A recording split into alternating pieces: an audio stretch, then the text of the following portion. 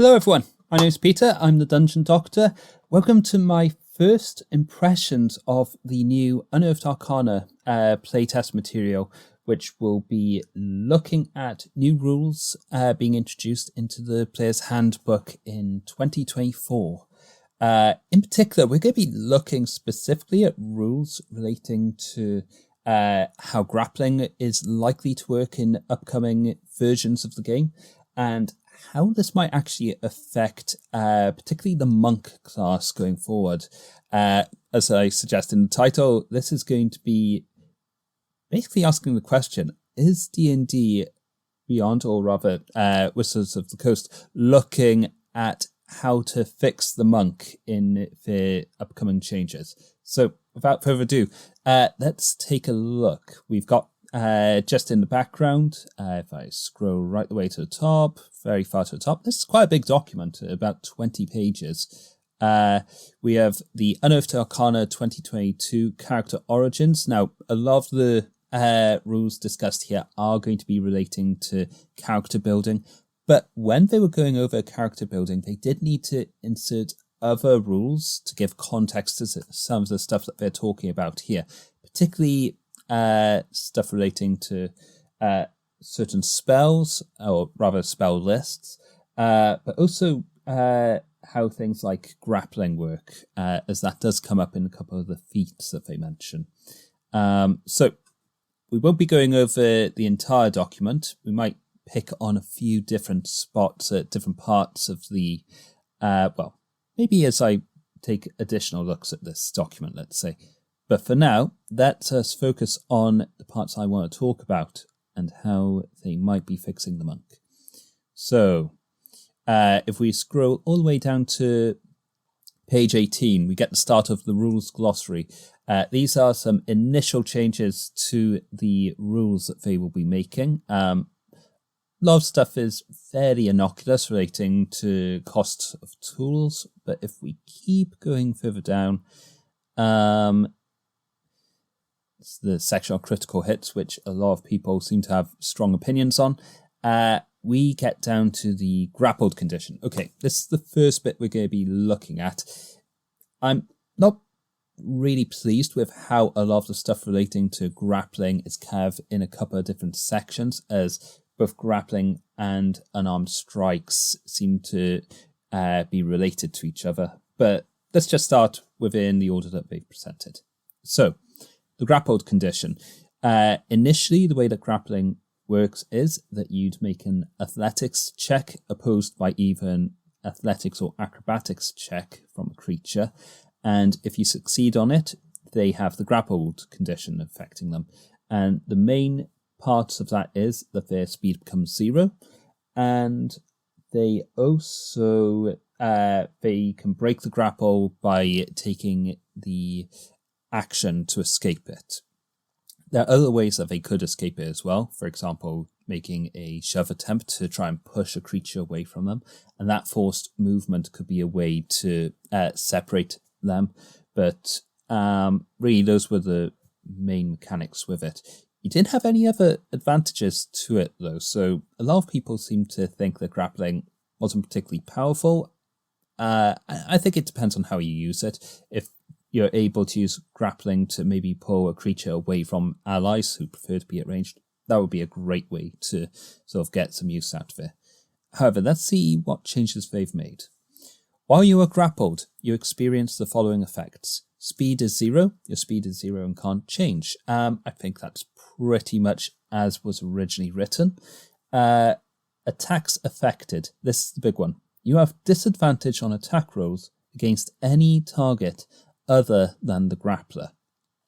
So this is really good news for anyone who is very much interested in that tanking style of play in the game, where you would try to draw enemy fire towards yourself. Maybe you've got a lot of hit points or high armor class or resistance if you're, say, a barbarian in the midst of a rage. And initially there weren't very many ways to draw enemy fire in that way. There was some specific mechanics available to certain subclasses. Instances coming to mind are like the the guardian spirits of one of the barbarian subclasses. Also some stuff introduced with Artificer as well. I think the guardian suit of armor, or the armorer Artificer, I should say. But outside of those, most characters didn't have a good tanking mechanic. This makes tanking available to any character effectively, as this gives a kind of what Colby from D4 Deep Dive would call a kind of soft taunt. That means that the enemy could attack other creatures. However, they're incentivized to attack you because they won't have that disadvantage. Let's look at what else they got though. Movable. The grappler can drag or carry you. This is normal, but the grappler suffers the slowed condition while moving, unless you are tiny or 2 or more sizes smaller than the grappler. So let's break this down. I think the way that this is described, grappling more or less has the same limitations. You have to be big enough to grapple the enemy. They can be one size category larger than you, but if they're more than that, you're just not going to be able to grapple them. And the size limitations that affect your movement speed. So if you're much bigger than the target, i.e. they're tiny sized and you're medium sized, then you don't get any kind of slowing to movement. This slowed condition, which we'll have a look at in a minute, that will actually be introducing some other mechanics effectively into grappling, which weren't there before. So let's look at the last part of the grappled condition, which is how to escape. While grappled, you can make a dexterity or strength saving throw against the grapple's escape DC at the end of each of your turns, ending the condition on yourself on a success. The condition also ends if the grappler is incapacitated or if something moves you outside the grapple's range without using your speed. So, pretty much you can still break grapples if you're making a shove attempt, which is good. That means that martial classes with the extra attack feature will still be able to use one of their attacks to try and break a grapple, for example, whereas characters without that capability, so most spellcasters, will still need to either use something like a action to basically take a shove action to push creatures away from them, or they'll just have to wait until the end of their turn to attempt to escape the grapple. This means that effectively you can escape grapples without hurting your action economy, but it is still going to affect the turn after a grapple has been initiated on you. So you can't move until you manage to break that grapple. So there is still incentive to try and break it using your action economy, which, it introduces some interesting decisions, which I think is a good introduction to the grappling rules.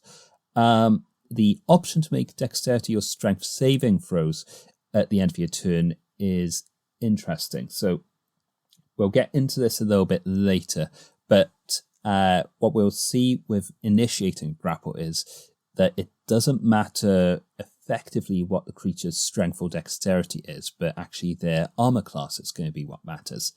However, whereas before that strength or dexterity score did matter, because you'd be using it to make skill checks to prevent or escape a grapple, this mechanic for escaping at the end of your turn makes sure that strength and dexterity are still important to the process. So it's kind of having the best of both worlds. It's making grapples dependent not just on your strength or dexterity, but actually also it's making it dependent on your armor class as well. So it's an interesting mix. I was a little afraid that they were just going to make it just dependent on armor class, as we'll see later, but the fact that those ability scores are still important is very good. So let's move swiftly on, because we'll soon see how this is affecting monks in particular. Okay, we've got the section on Unarmed Strike here, but we're going to cover the slowed condition first. Slowed. While you are slowed, you experience the following effects. You must spend 1 extra foot of movement for every foot you move using your speed. So this is interesting. I don't know if they're going to maybe take the concept of difficult terrain out of the game, but what this does is effectively the same as saying you're going through difficult terrain in some sense, in that your movement is halved, but it might stack then against other forms of movement expenditure, like difficult terrain or other effects. Next, attack rolls against you have advantage. So, as this pertains to grappled, if you are moving while grappling someone and you pass a enemy and they get an attack of opportunity against you, that attack of opportunity is going to be made with advantage. So, this can kind of come into play when a character is maybe trying to move an enemy around the field. Say it's a spellcaster that you've grappled and you want to bring it closer to your big damage dealing barbarian, fighter or something. This will mean that if you grapple that person and try and pull them past maybe some minions or something, then you are a bit more vulnerable. This will only affect a grappler while they're actually moving, though, because it does state that slowed will only be in effect if you're trying to actively move. So it's interesting. It's this condition that's only very temporarily available. So arguably it's only affecting this specific play with grappling. And then lastly, you have disadvantage on dexterity saving throws. Now, I can't see this coming up when you're moving a grappled creature because, at least not at this point, attacks of opportunities don't impose dexterity saving throws, and usually on your turn you're not going to provoke a dexterity saving throw in any way, unless you may be going through a particular area of effect.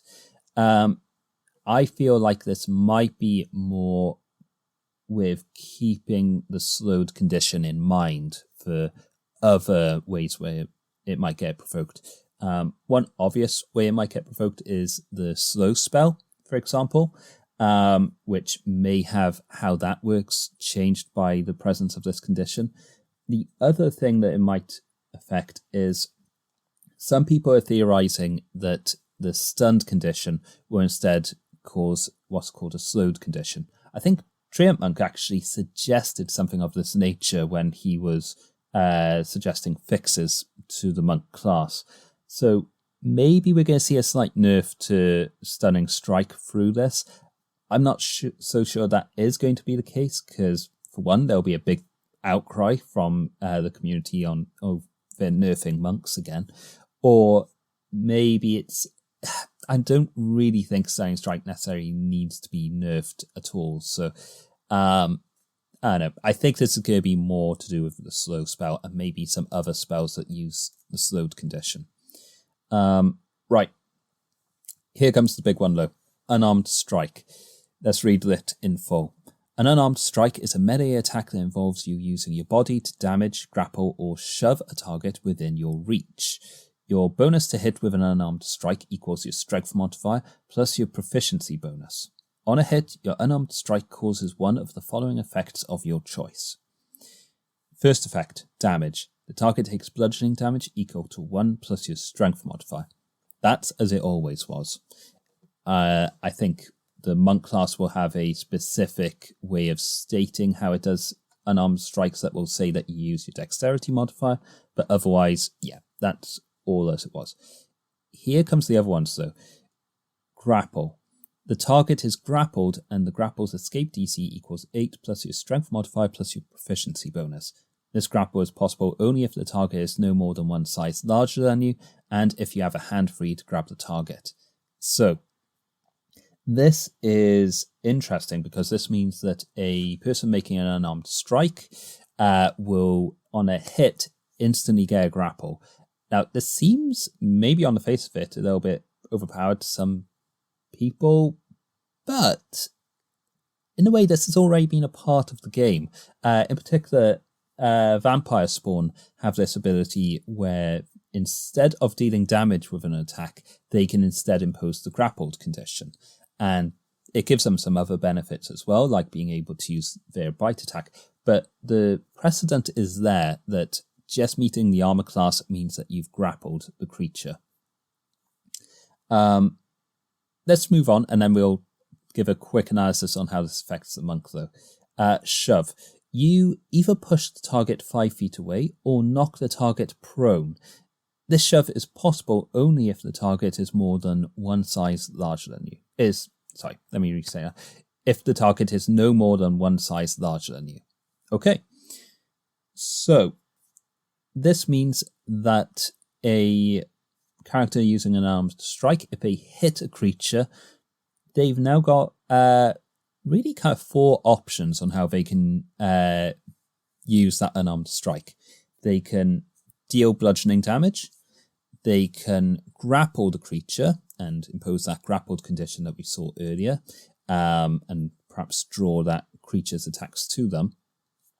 Or with shove, they've got both the ability to push the target 5 feet away from them or knock the target prone. Of those 2 effects, prone is usually going to be the bigger advantage. However, for maybe for a character who's looking to disengage, rather than take the full disengage action, they can just sacrifice 1 unarmed attack to push a creature away and then still make that movement away. So how does this affect monks? So, assuming that the playtest material isn't going to be making significant changes to the monk, then currently a monk from level 1 has the ability to make 2 unarmed strikes on their turn. 1 using their action, 1 using their bonus action. If they use an unarmed strike to do something other than damage, they can do something like, with their first action, knock a creature prone. That's already a great start, because now, assuming the rules on prone doesn't change, they will have advantage to make their second attack. And then if they hit with their second attack, which is actually quite likely now, because they have that advantage, they can then impose the grappled condition on that creature. And so we hear about this tactic quite a lot with the 1-2 punch of knocking a creature prone and grappling them, because that means that creature is now held prone, and on their turn, they will either have to try and escape the grapple or in order to get up, or they will have to risk taking attacks made at advantage against them. And I think previously the best way to do this would be with something like a barbarian raging, who would have advantage with all their strength skill checks while they're raging, so they could make a really strong athletics check against a creature on both of their 2 attacks. Whereas now it's going to be very quick and easy for a monk to pull this off, because they only need to meet that armor class. They don't need to rely on their strength, at least, to initiate the grapple. The difference, though, between a barbarian pulling off this move and a monk, though, is the kind of sticking power of the grapple. With a monk, they will generally not have a very high strength modifier, and so that escape DC the creature makes at the end of their turn isn't going to be very difficult, and so you would more or less expect at least a reasonably strong creature to escape at the end of their turn. However, they still can't get up until their next turn comes around, so it's still very impactful getting that grapple on them. The other ways... and then, actually, let's compare that to a barbarian. Meanwhile, a barbarian is going to have a very strong strength modifier. So if they get that grapple initiated, well, it's very possible that the creature isn't going to be able to make that escape DC on their turn. And so, or at least at the end of their turn. So they're pretty much going to be stuck there unless they try and do something else to escape. The other way of escaping, which is probably going to be more reliable, particularly for creatures with multi-attack, is to burn one of their attacks in order to make it something like a shove action. Now, assuming all the same rules are subject to monsters, which I think they will be, a monster might sacrifice one of their attacks to attempt to use the shove action, or really a shove unarmed strike.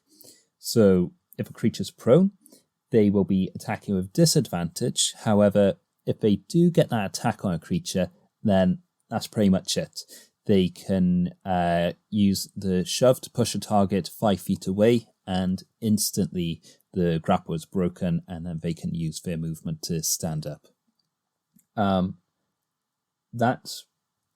And this thing that will be affecting that is then the armor class of the target. Now, if we compare barbarians and monks, they're probably reasonably similar in terms of armor class. I think a lot of barbarians are usually not using a shield, so generally they're getting armor classes around 16, 17 quite a lot of the time, and sometimes they'll have lower because they don't care about getting hit. Usually they've got resistance to damage. Meanwhile, a monk typically starts out with a 16, maybe a little bit lower. And so they're kind of similar in terms of how hard to hit. So, however, a monk that really wants to get good at grappling might try and put a bit more investment into keeping that higher armor class, just so they can prevent a shove action from breaking the grapple. Just to talk a bit more about monks then. As they get to higher levels, so we talked about at first level, they're already able to pull off this 1-2 punch of the knock, prone, and grapple. When they get to level 2, they now are able to make up to 3 unarmed strikes on their turn, one using their action and another using flurry of blows, which means that, they can easily make potentially up to 2 attempts to knock a creature prone, and then their last attack could be to initiate that grapple once the creature is prone. So they've got those better odds on actually getting off that combination.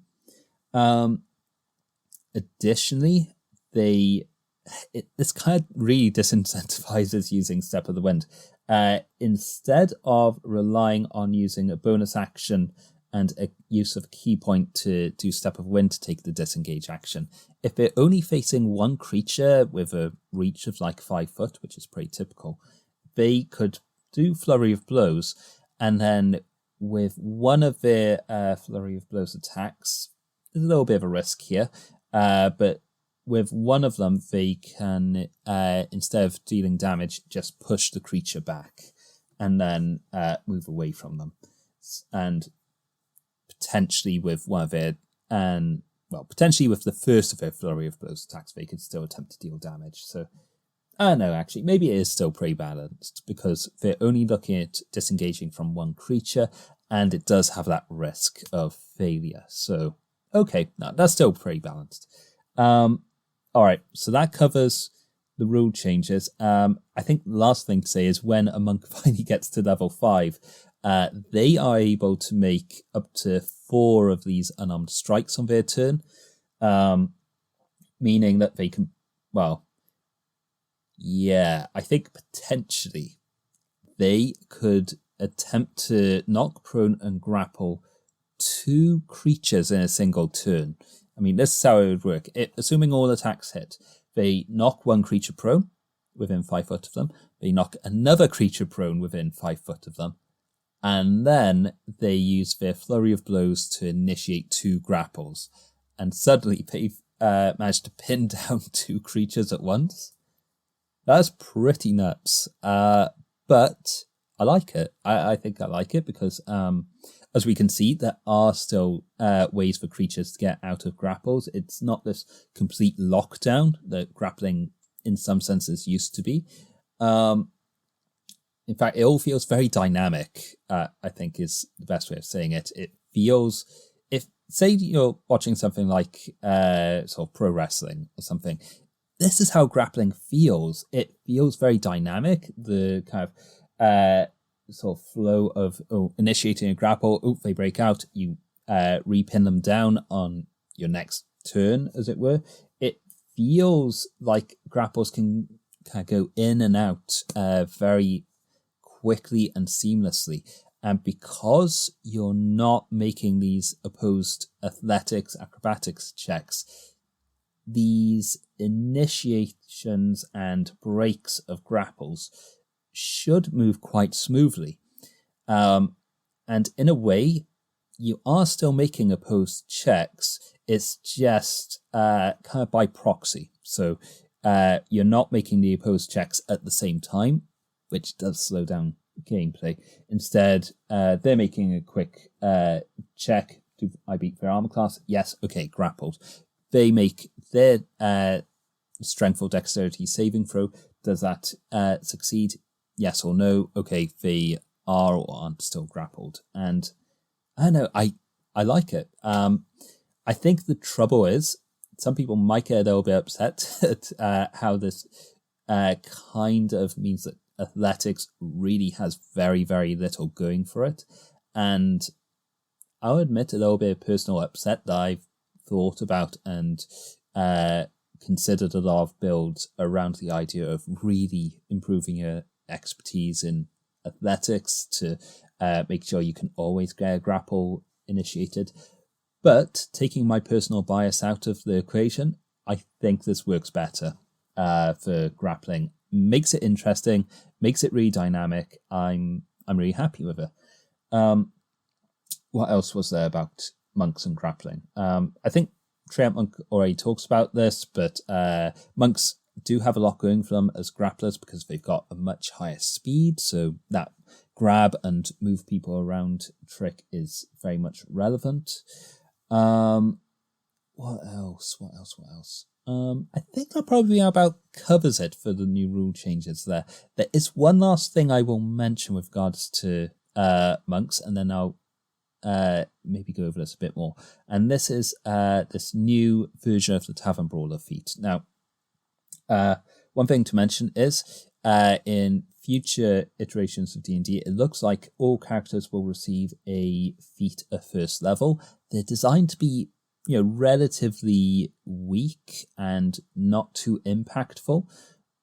But I don't know, for what this gives to a monk, it's actually pretty good. So let's read it out quickly. Tavern Brawler, first level feat. Accustomed to brawling, you gain the following benefits. Enhanced Unarmed Strike. When you hit with your Unarmed Strike and deal damage, you can deal bludgeoning damage equal to 1d4 plus your strength modifier instead of the normal damage of an Unarmed Strike.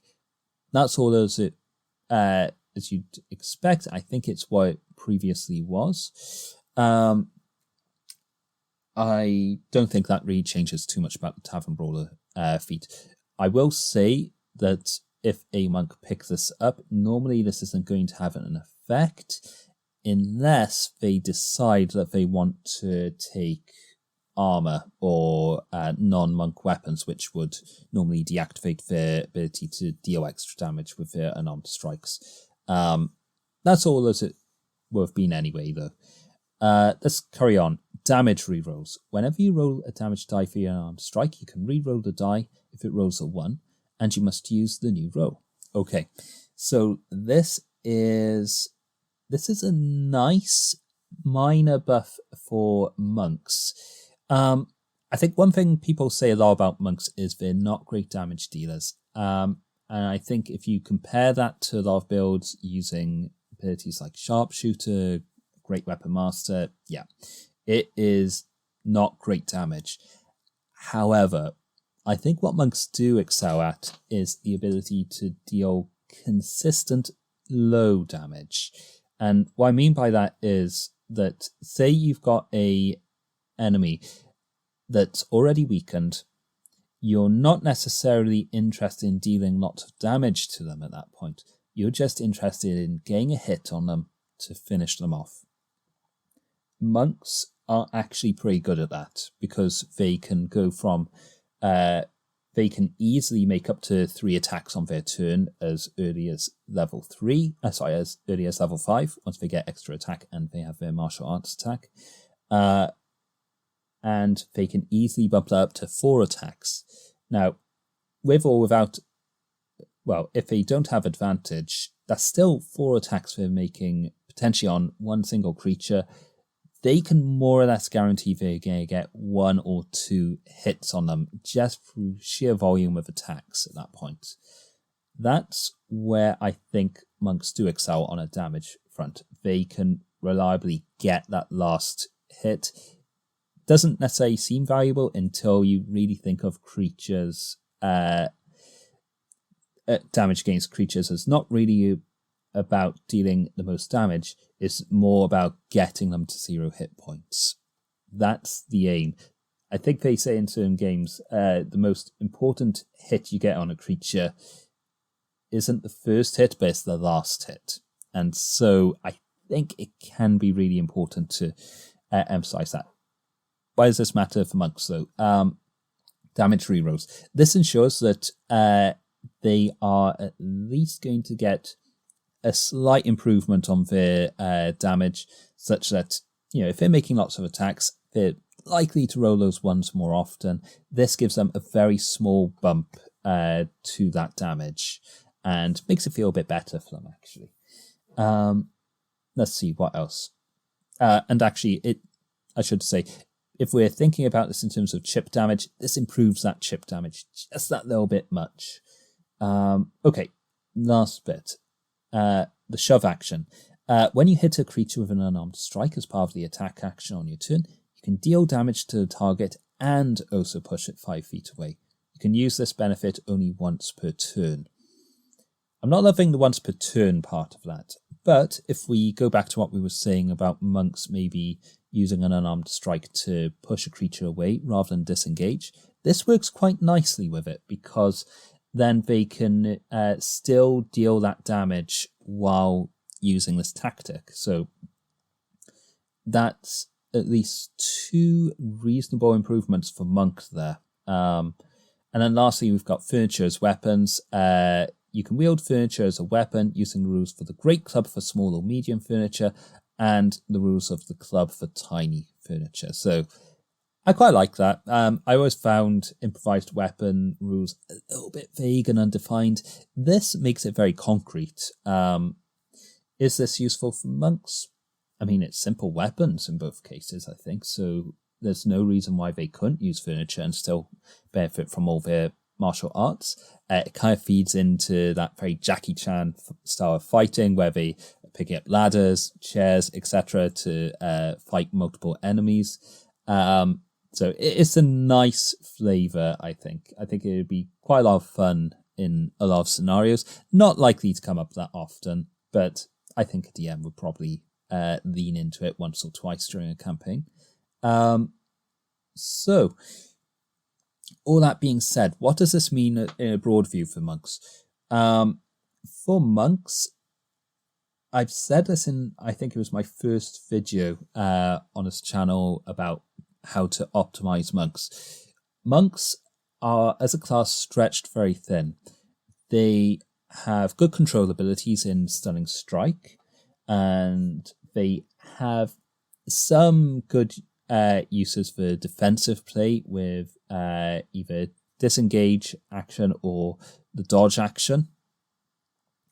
And lastly, they could potentially be good damage dealers, at least at low levels where they're focusing on damage dealing. What these changes in the playtest material are doing is really enhancing that first kind of niche that monks have in being a kind of controller. With the ability to trade their unarmed strikes for making grapples or shoves to knock prone or push creature away, they're given effectively a lot more versatility for filling that control role. And as we can see, because it's all based on getting the attacks off, they've got enough attacks that they can reliably go for that style of play. I think this is really good for monks, though. Most people aren't building monks around this idea of a controller. I mean, arguably they are once you get to level 5, but and have Stunning Strike. But below level 5, they were really just focused on damage, and so you had this weird disconnect where first tier of play, monks are just all about that damage, and they do okay at it, but then later on they don't do good damage. And so it felt like your monk was kind of dropping in power as they got to higher levels, and you were kind of punished for focusing on that rather than focusing on, say, Stunning Strike at early levels when it wouldn't have been useful. Here, though, it's saying to monks, you are a grappler and a controller right from the outset, and this ability is going to be your bread and butter throughout your career. You'll have it level 1 to 5, and when you get Stunning Strike, you're even better at it from those levels onwards. Something I forgot to mention, actually, Stunning Strike. When Stunning Strike hits, the creature will automatically fail dexterity and strength saving throws. So, if they have the stunned condition on them and you initiate a grapple, they can't get out of that grapple at the end of their turn because they are stunned, which is great. Okay, yeah, I think they're going to keep the stunned condition then, because that fits too perfectly with the stunned condition and the grappled condition. Right, back to my point. Monks, it seems, are going to be leaning much more into this control aspect. I think that's really good for them. I feel like as other martials go, the fighter is definitely more about that damage dealing, and that's okay. I think monks, though, are going to be much more about that control aspect. And so I feel like that's a relevant niche for them to fill. I don't see fighters generally filling that niche because, let's see, exceptions are maybe like the Battle Master, but they can only pull it off briefly, and they're still dealing a lot of damage at the same time as that. So they're still kind of mostly about damage dealing in a sense. Meanwhile, the monks, yeah, they've got this lovely niche. I think you'll get a lot more people seeing the benefits in monks if they are focused. They're finally focusing on something, I guess, is the gist of it. And I'm really happy for that. Maybe just to put us into a historical context as well. In 3.5 edition, monks had this reputation for being the way to make what's called a trip build. I believe that the prone condition was a lot more impactful during that edition. I think it probably caused opportunity attacks if you tried to get up from prone. I might be misremembering that. But generally, being prone was a very bad thing in that edition. Monks had this ability and the ability to take a particular combination of feats where they could run around to the battlefield, knocking lots of creatures prone on their turn. It was a little bit overpowered and silly back then. However, I think the designers are actually looking at that and saying, that's a good niche for monks. And as long as we're being careful of how we design it, that it doesn't get silly and overpowered, then that's what monks can be in this edition. Because at the moment, they, in a sense, aren't anything because they're doing too many things at once. Now they can just be now they can really focus on control, though. I think that more or less fixes them. I'm really happy with the change for it essentially. And I'm going to be, I am introducing a lot of the playtest material changes into my weekly group. I'm going to see how grappling works for them. I don't have any monks in my group, sadly, but possibly my other DM, who does have a monk in her group, might incorporate some of these changes too, and we'll get a better feel for how it affects monks in play. I'm really excited for it. I am looking forward to giving feedback on these changes because I think it's going to be important for the D&D community to really tell Wizards of the Coast, we want monks to be capable of this style of play. It will make them feel like a good choice as far as a character class goes. Please keep this as it is. So, all right. I think I've rambled on long enough about my love of the changes and my want for my wish list for stuff for monks. So I think that about covers it. Thanks for joining me. I am still hoping to do lots of monk builds, although it feels a little bit strange wanting to do monk builds when we're looking at these possible changes on the horizon. I might refer to these changes as I'm doing monk builds, not as something we'll be relying on, but something prospective for the builds going forward. So I always add that caveat that it's not guaranteed, but yeah, I think I will keep this in mind when I'm actually making builds in the future. All right, that does cover it for everything I wanted to go over. Thank you very much for joining me, and have a great day.